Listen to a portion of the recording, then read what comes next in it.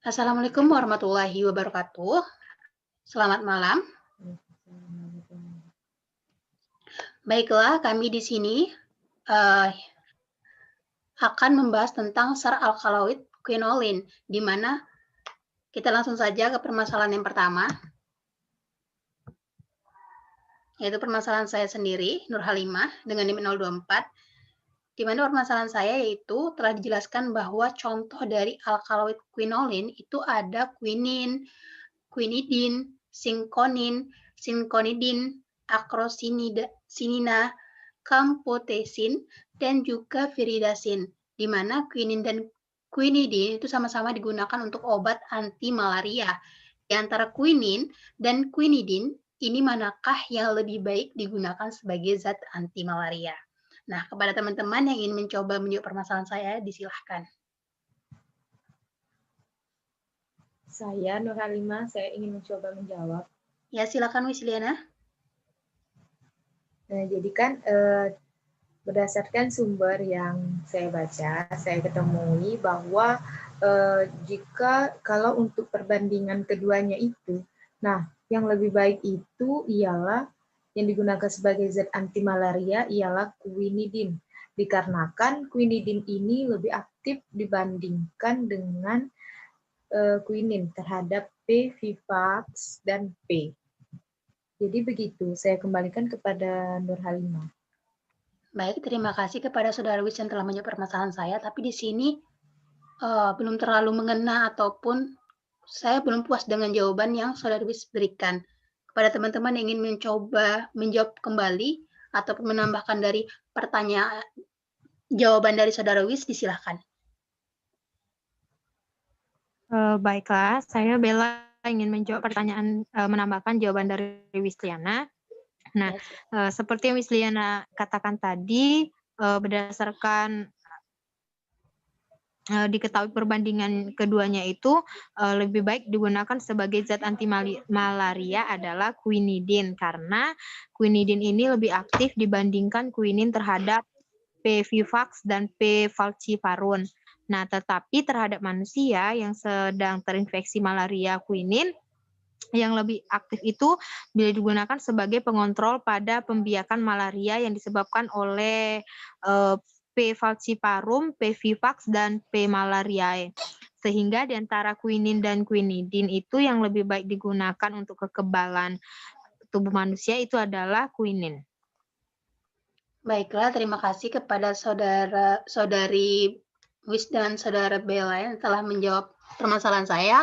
Jadi di sini dapat saya simpulkan bahwasannya yang lebih baik sebagai anti malaria itu adalah quinidin, di mana tadi seperti yang saudara Wis dan saudara Bella bilang, bahwasannya quinidin ini karena quinidin ini lebih aktif dibandingkan quinin terhadap P. vivax dan P. falciparum.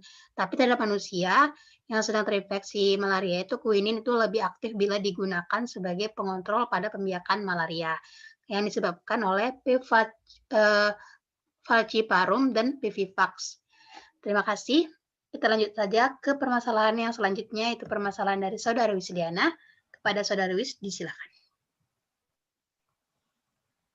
Baik, lanjut saja ke permasalahan saya, yakni dua alkaloid, yakni piranoquinolin tambahan, flindersin, dan haplamin, serta 3 furoquinolin alkaloid, vagarin, skimianin, dan haplopin dari genus Haplopilum. Nah, yakni menunjukkan aktivitas sitotoksik terhadap garis sel HeLa, yang mana permasalahannya yakni bagaimana analisis strukturnya sehingga dapat meningkatkan aktivitas dari sitotoksiknya. Jadi di antara teman-teman, adakah yang ingin membantu saya dalam menyelesaikan permasalahan ini? Bella, Wis. Silakan Susi duluan aja. Saya akan mencoba menjawab pertanyaan dari saudari Wisliana, di mana 2 alkaloid priagonolin tambahan, flindersin, dan haplamin serta 3 alkaloid furganolin, vagarin, eh, skimani dan haplopin. Nah, dari genus Haplopilum menunjukkan aktivitas sitotoksik terhadap garis sel HeLa.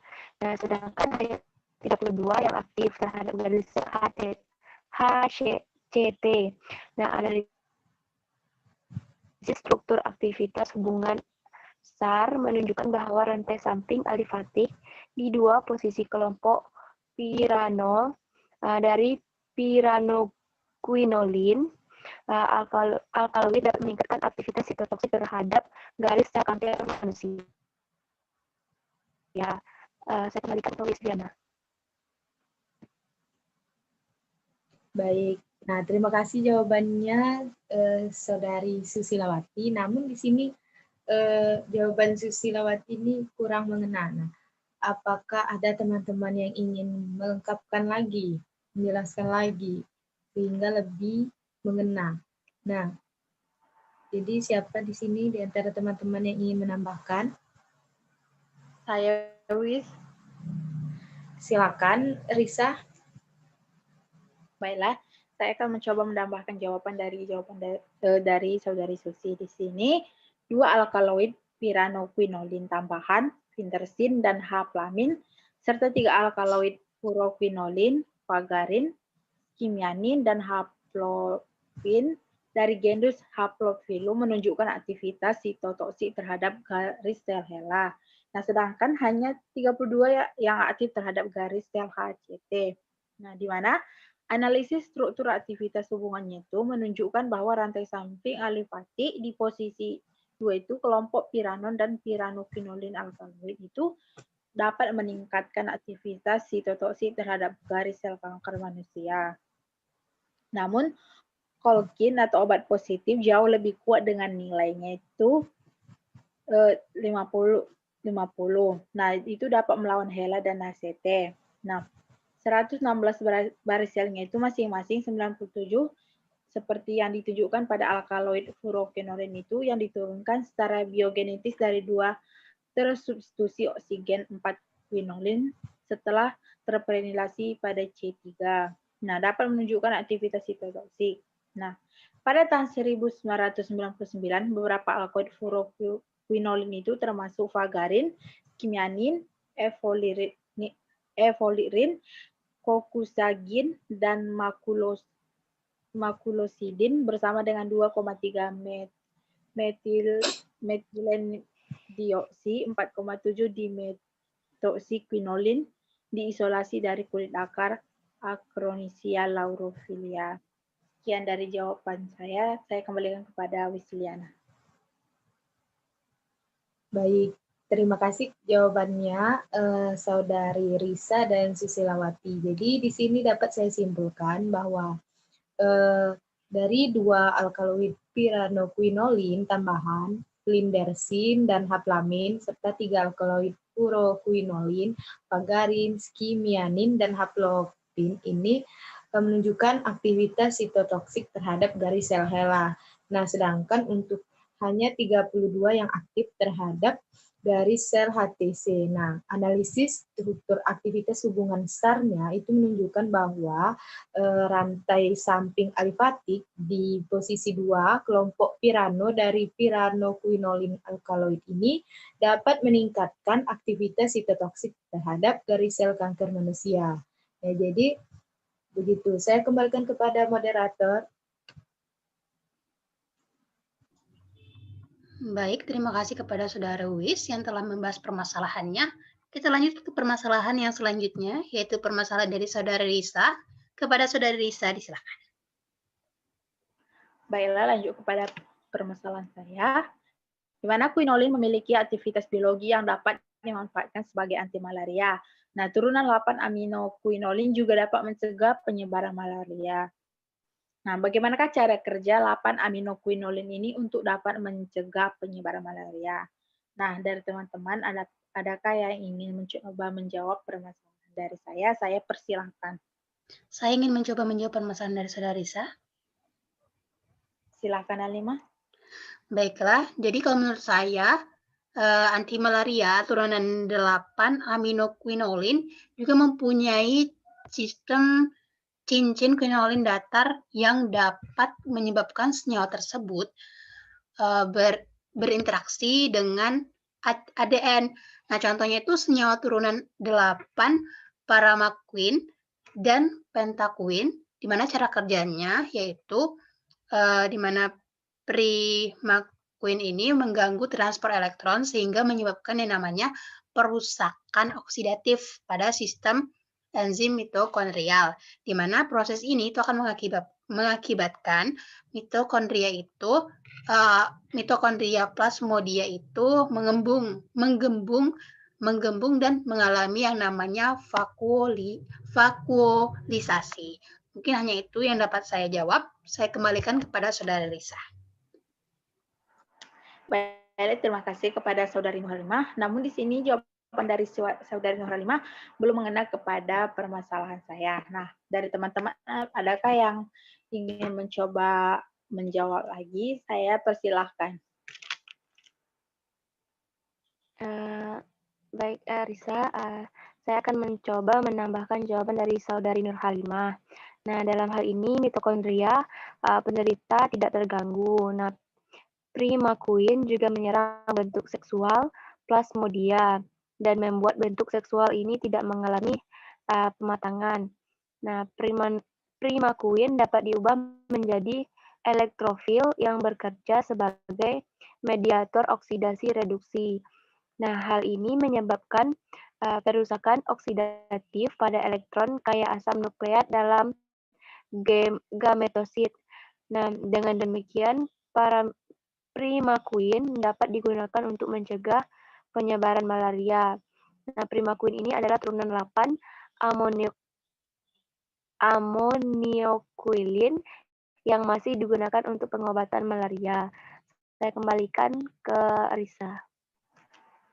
Baiklah, terima kasih kepada Saudari Nurhalimah dan Saudari Susi yang telah menjawab permasalahan saya. Di sini dapat saya simpulkan bahwa anti malaria turunan 8 aminoquinolin itu juga mempunyai sistem cincin quinolin datar. Nah, contoh senyawa turunan 8 aminoquinolin ini adalah primaquin, di mana cara kerjanya itu primaquin mengganggu transport elektron sehingga menyebabkan perusakan oksidatif pada sistem mitokondria. Nah, dalam hal ini mitokondria penderita tidak akan terganggu. Nah, primaquin itu juga menyerang bentuk seksual plasmodia dan membuat bentuk seksual ini tidak mengalami pematangan. Primaquin dapat diubah menjadi elektrofil yang bekerja sebagai mediator oksidasi reduksi. Hal inilah yang menyebabkan perusakan oksidatif pada elektron kaya asam nukleat dalam gametosit. Dengan demikian, primaquin dapat digunakan untuk mencegah penyebaran malaria. Sekian kesimpulan dari jawaban saya. Saya kembalikan kepada moderator. Terima kasih. Baik, terima kasih kepada Saudari Risa yang telah membahas permasalahannya. Kita lanjut saja ke permasalahan selanjutnya, yaitu permasalahan dari Susilawati. Kepada Saudari Susi, disilakan. Baiklah, permasalahan saya, bagaimanakah pengaruh nikotin bagi tubuh? Nah, bagi teman-teman yang ingin menjawab permasalahan saya, dipersilahkan. Baiklah, saya Bella akan mencoba menjawab dari pertanyaan Susi. Pada pH basa, nikotin itu kan berada pada fase non-ionisasi. Nah, di mana nikotin ini akan lebih mudah melalui membran lipoprotein daripada saat berada dalam fase ionisasi. Nah, dalam keadaan non ionisasi nikotin dapat langsung diabsorpsi melalui epitel paru-paru, mukosa oral, mukosa nasal, dan melalui kulit. Nah, nikotin dalam asap rokok ini akan langsung terserap dengan cepat karena permukaan alveolus yang luas dan persebaran nikotin akan melapisi epitel paru-paru. Dan ini memfasilitasi terjadinya absorpsi karena memiliki pH fisiologis yang baik.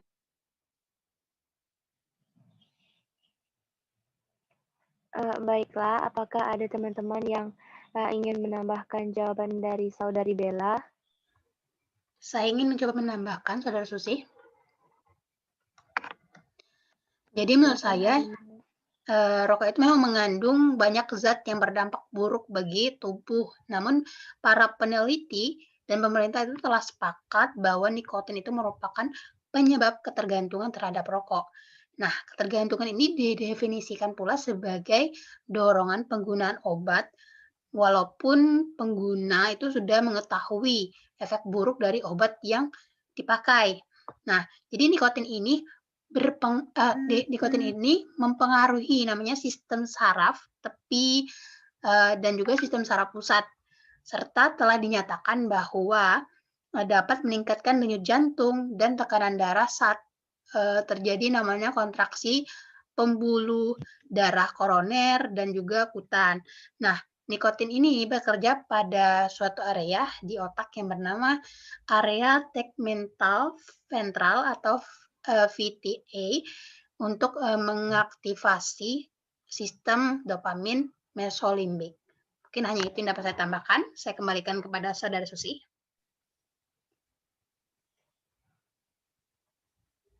Baiklah, jadi dapat saya simpulkan dari permasalahan saya yaitu pada pH basa nikotin berada pada fase non-ionisasi, di mana nikotin akan lebih mudah melalui membran lipoprotein daripada saat berada dalam fase ionisasi.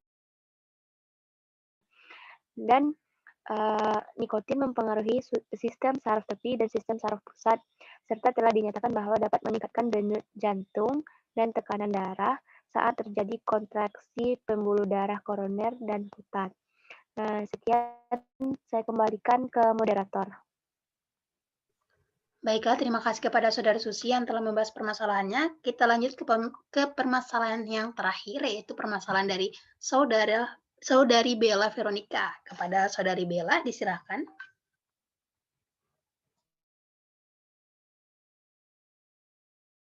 Baiklah, selanjutnya itu permasalahan dari saya.